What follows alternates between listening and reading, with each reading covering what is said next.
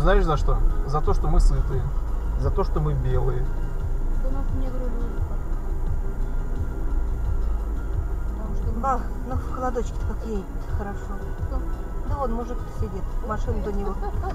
Да. В холодочке. Ладно-то он красный такой.